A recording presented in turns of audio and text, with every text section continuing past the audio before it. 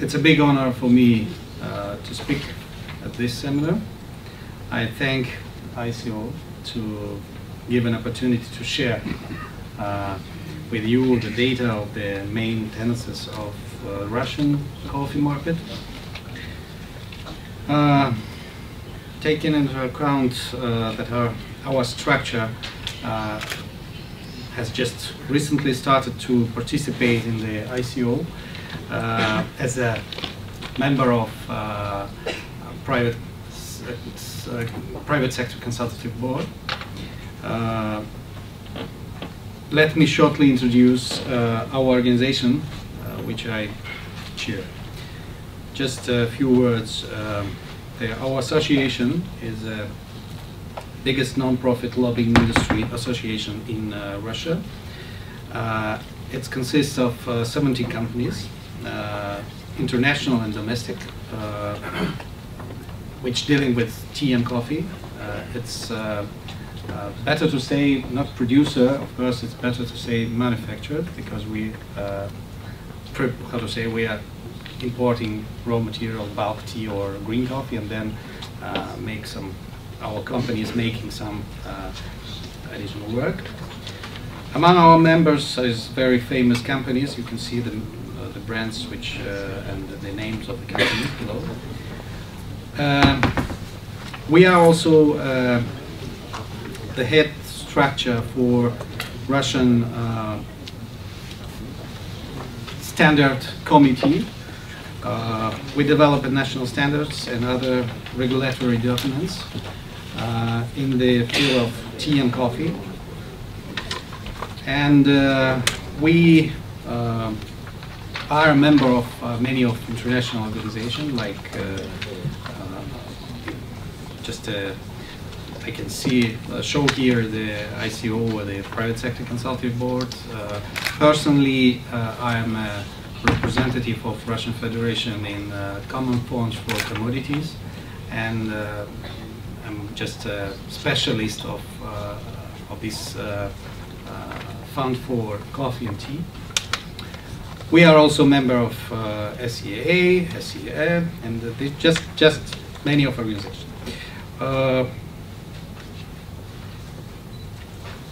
Let's continue my speech. I just want to move on the subject of my presentation. So, what are the main trends on the coffee market in our country? Let's start from some main basic characteristics of the market. The volume of coffee consumption in Russia is not so high from the point of view of the global demand. It is estimates on level of 3.6 million bags. As we know, for instance, in America, this number is almost 30 million bags, in Europe more than 36 million bags, so Russia's share of the global consumption is only 5%. The proportion of Arabica and Robusta supply is as follows, I indicate in the slide. Coffee consumption per capita is 0.8 kg of the finished goods per year. On the next slide, you can see the dynamics of the market. It's also in million bags. As you can see, for the last 8 years, the market has only grown by 11%. This says that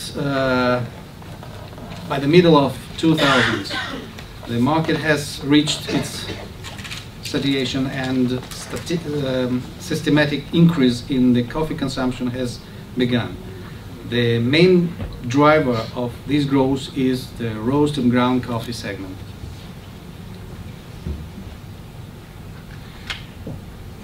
But the growth of the market in money terms for 10 years already looks more attractive. Obviously, market value of green coffee,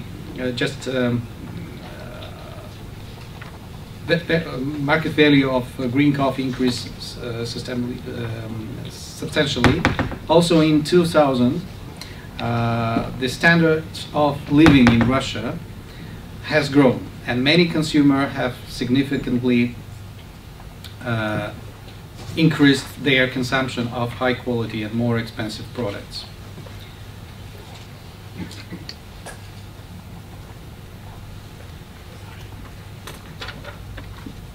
But despite this, the most popular coffee in Russia still remains the instant coffee.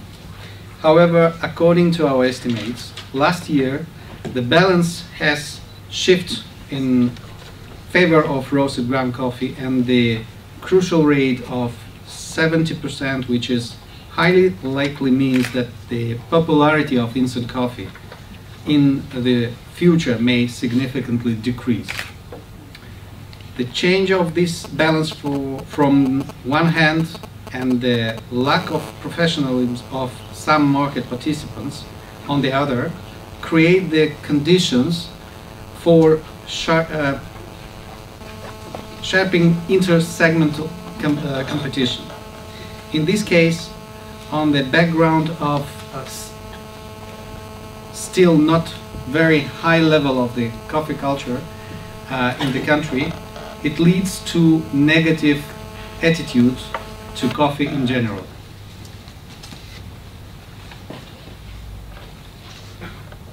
Let's have a look at the market structure by type of coffee products.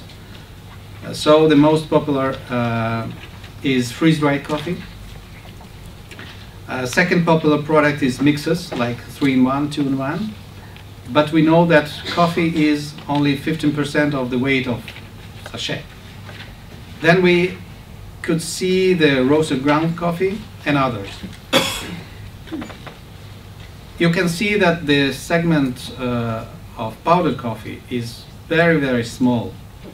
And it means that this segment has practically disappeared.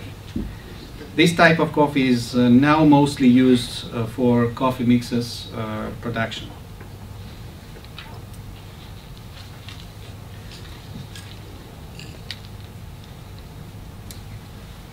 Curiously, the analysis of the retail sales show that coffee is practically not represented in the economy segment.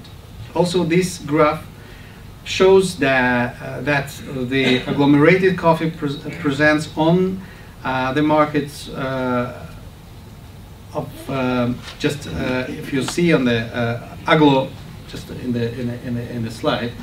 In the agglo, we can see only one segment, is a medium segment, and it shows us that there is only one company which dealing with the agglo in Russia. It's Nestle, and the absence of the agglomerated coffee in other price segment indicates us lack of competition for this segment. Obviously, companies gain profits in the premium segment. The complexion is now concerned there.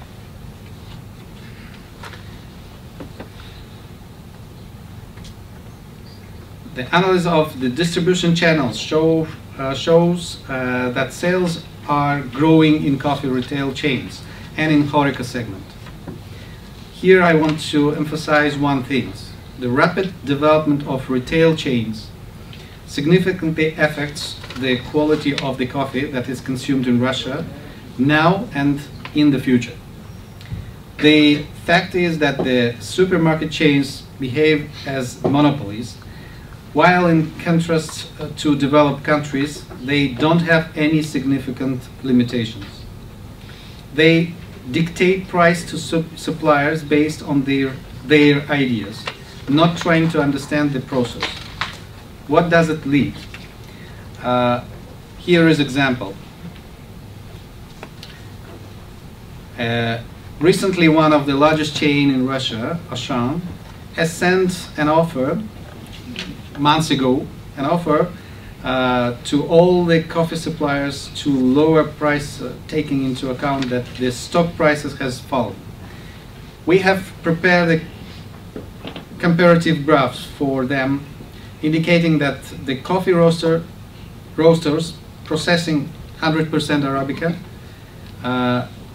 have been worked for a year at a loss because Auchan has accepted very limited increase of the finished product price during the Arabica market rally. Obviously, Auchan care little about these things. It is more important for them to get a lower price. It puts coffee producers in front of the difficult choice to lower price by the coffee quality decrease or leave the shelf. But as they say in Russia, maybe translation is not correct, but every cloud has a silver lining. The decline of the coffee quality in chains stimulate the growth of good coffee consumption in the other distribution channels. On this slide you can see the country's exporters coffee to Russia.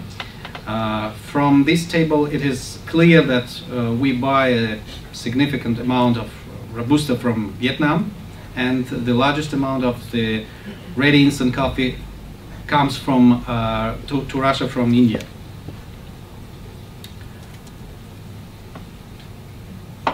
One of the main trends of recent year has been the transfer of coffee processing production capacity to Russia.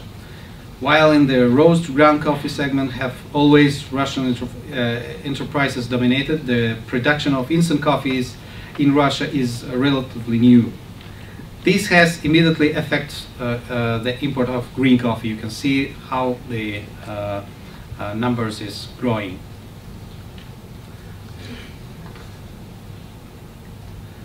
On this slide I have noted the capacity available in Russia. As you see, most of coffee we consume is processed on Russian enterprises. Not only large Russian companies such as Orimi or Moscow Coffee House and Russian Product have the plants in our country, but also such companies as Nestle, Kraft, or the new name is Mondelez, Strauss, Paulik. They also have a new factories in the Russian territory.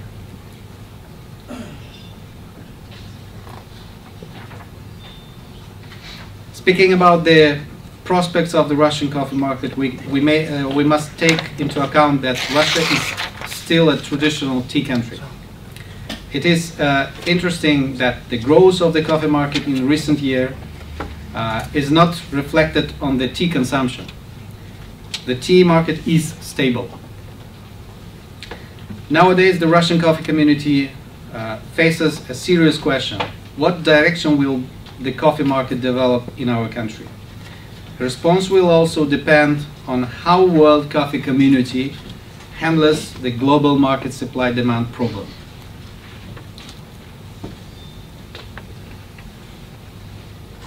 The growth of demand on coffee in Asia and in South America on the one hand, and the high level of culture and purchasing power on the traditional markets of coffee consumption, such as North America or Western Europe, may lead to a substantial increase of coffee prices.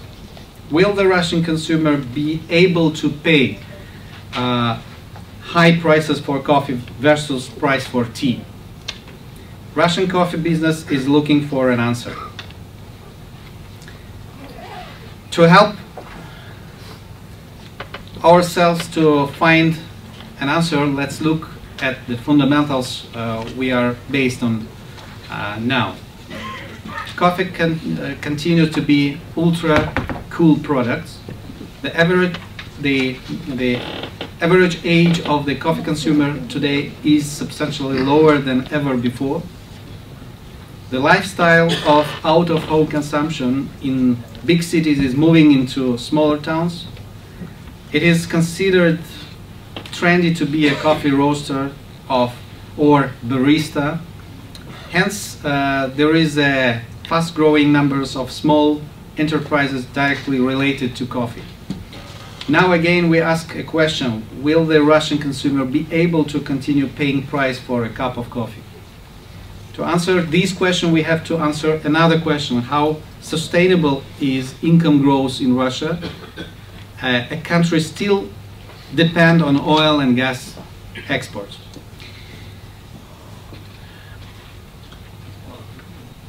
The growth of coffee consumption will continue in accordance to the rise of living standards of Russian consumer. However, we doubt there will be any significant increase of consumption. The share of freeze-dried products will dominate the soluble coffee segment, but the segment itself will be declining in absolute terms. R&G coffee consumption will continue to grow in both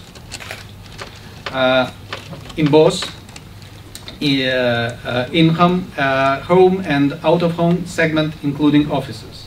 Out-of-home consumption will be supported by growth in Russian regions.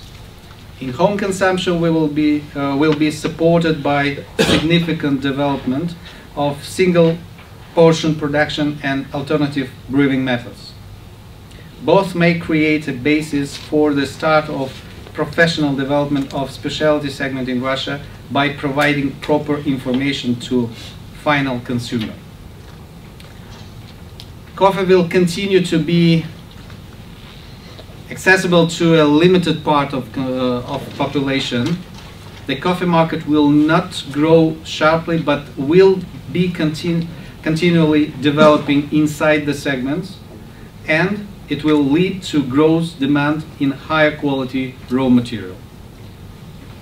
Obviously, the situation may develop differently than I have described here, but I take this opportunity to invite those who follow the Russian market and are interested to get up-to-date information to take part in the next 4th Moscow International Coffee Forum, which will be held on the stage of the United Coffee and Tea Industry Show in September 12-14 in 2013 in Moscow.